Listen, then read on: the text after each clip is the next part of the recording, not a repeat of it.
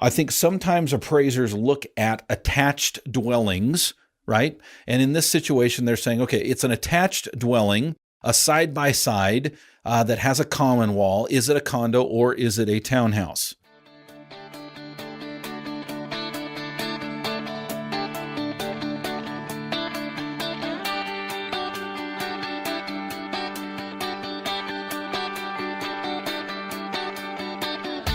Originating from deep inside the Rocky Mountains, transported through the power of the internet, and arriving inside your tiny earbuds.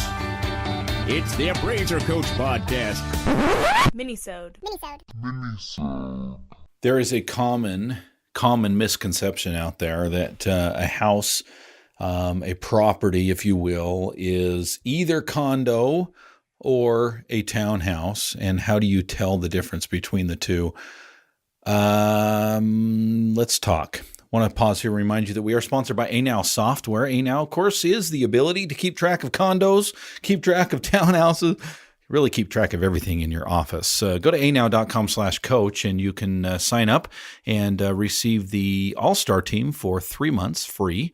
Again, it's anow.com/coach. Okay, folks, I see this question a lot. Appraisers might come to me. I might be in a coaching session, a mentoring session. I might be dealing with my own office and or appraisers, in various situations. And this question comes up a lot. How do you tell whether a property is a condo or a townhouse? Actually, that's not the right question. And by the way, I've been guilty of this as well.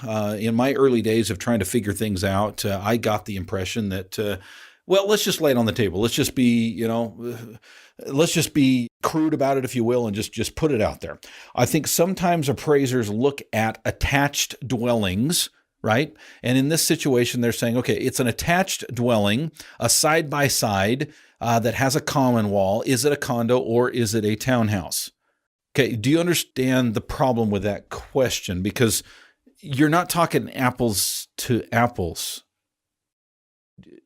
Here's the problem. It's not necessarily either or. It's not either a condo or a townhouse. It can actually be a townhouse condo. Okay, here's why. Condo, go back to appraising 101, right? Way back in the Wayback Machine. Let's go back. And we get there and we jump out of the Wayback Machine, and here we are in our first appraisal class, right? Fundamentals. And what do we learn? We learn that townhouse is a style of house. Okay, townhouse is a style of house. Typically has a common wall, yes. Typically is more than one story, yes. I mean, you can imagine you're standing out on the street, you look toward this group, this cluster, if you will. Maybe there's 5 or 6 units there. You've got 2 end units, obviously, on either side. And then you've got, say, 4 other units, if you will, inside. And each one is owned outright. These are not apartment buildings. These are not, a sixplex, for example. But the style of house, I want to emphasize that term, style. The style of the house is townhome. Look it up. Look up the definition of townhouse. There's a very specific definition of townhouse. And I guess there's probably a lot of definitions of townhouse, but let's just go to dictionary.com. I mean, that's a safe place, right? It's a noun. Okay. It is a tall, narrow, traditional row house, generally having 3 or more floors. Okay. Well, forget my 2-story thing. A house in a town or city belonging to someone who has another property in the county, or in the country, rather. Okay, that's definition number 2. But in this case, we're talking about the first one, a tall, narrow, traditional row house. Okay, and there's pictures here on the internet. I'm looking at them. That's pretty much what I envisioned. Okay, next to each other, they got common walls. That's a townhouse. That's a style of house. It's a style of house. Condo is different. You know what else is different? It's ANOW Software. It's different because it's different than everything else out there. Folks, I get appraisers coming to me all the time, and they struggle running their business, and they struggle knowing in a flash right now what's going on in their business. I don't have that problem. because I have A-Now software. A-Now allows me to be able to add a flash, whether I be on my tablet, my phone, my laptop, or my regular desktop computer. Okay, it's not on Alexa yet. Alexa, tell me how many appraisals I'm doing this month. Maybe that, Marty, you might want to think about that. Okay, we're getting there. But I'll tell you, it's pretty darn easy for me to know at a flash where I'm at with my business because A-Now software allows me to do that. Folks, if you are not using A-Now, what the heck are you waiting for? Go to anow.com/coach. Not only do you get to try out A-Now and find out if it is right for you, by the way, it is, but you also get to find out if the All-Star team is right for you, by the way, it is. Go to anow.com/coach. One more time, it's anow.com/coach.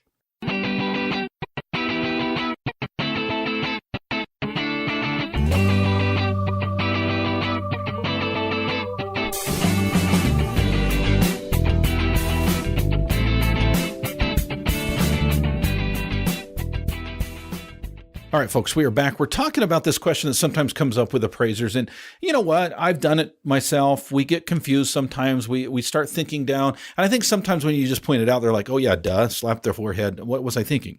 The question often comes up is this a townhouse or is this a condominium? Here's the problem with that question. You're talking apples to oranges. They're two different things. It's not either a townhouse or a condominium. Okay, you can have a townhouse condominium. Why? A townhouse is a style of home. A condominium is a type of ownership of home, right? This came very clear to me just recently when I did a standalone single-family home in a subdivision. And as we were checking out the zoning and we were getting the information from the county, it was zoned condo. Now, when I went out to the property, you would not in a bazillion years assume that this is a condo. What you would assume is it would be like any other home in the area where most of these homes are located. They're standalone, detached. They're not attached to anything else. Okay. They are detached homes with property. This one had about 3/4 of an acre, fence, sprinkler system, outbuildings, the whole 9 yards, but it was in a private subdivision, right? And typically in this area, what you've got is you've got standalone homes, you've got detached homes. They sit on their own property. They own their own property, fee simple. And then they typically have a homeowners association for the roads because the county, the city, the municipality, the government, if you will, does not take care of those roads. They're privately owned. And so the homeowners pool their money every year. And sometimes it's a gentleman's agreement, if you will. Sorry, that sounds sexist, but that's what they call them. It's a handshake agreement where the homeowners basically say, hey, you know what? We're not going to put anything official in writing, but we're going to maintain the road. We're going to plow the roads. And I know lenders don't like that. And we're very careful in our reports to point out that there is no recorded maintenance agreement for the road, but that's pretty standard in the areas that I work.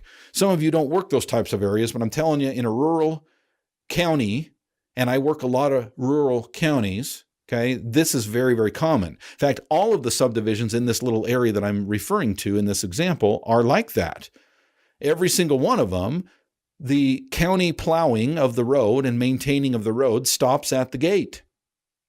When you go into the subdivision, you're now on private roads. A lot of them have signs up. It says private property, do not enter.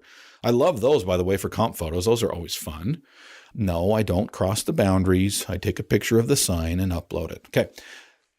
But here's the thing. Most of these have ownership. Okay. They have ownership that's very fee simple, very typical, but they all pay into a pot, if you will, a homeowners association. And in that in fact, I live in one of these, kind of. The roads that I live in are actually county maintained. But I have a homeowners association in the subdivision that I live in, but I still have 3 acres, right? It's not what you would typically think about when you think about the homeowners association with a typical subdivision, right? In some of the areas that I work. But in this case, the subject was zoned condo. And I thought, what? Condo? Huh? Because what is typical in our head? When we think condo, we think attached dwelling. Okay. Now, not all of you do. Some of you have had experience with these things, and there's other areas that I have done appraisals in that have a similar situation. A detached condo. Okay. It happens. Remember, it's not about the style of the house. The house that I happen to be doing here was a ranch with a basement. Okay. Ranch with a basement. It did not have a common wall. It was not a twin home. Was not a duplex style. It was It was a single-family ranch, but it was zoned condo. As we started looking into it a little bit more, we found out that the property itself has fee simple type of ownership. The rights were there both above and below and everything else, but the condo ownership was in the roads itself. Why they set it up there that way, I have no idea.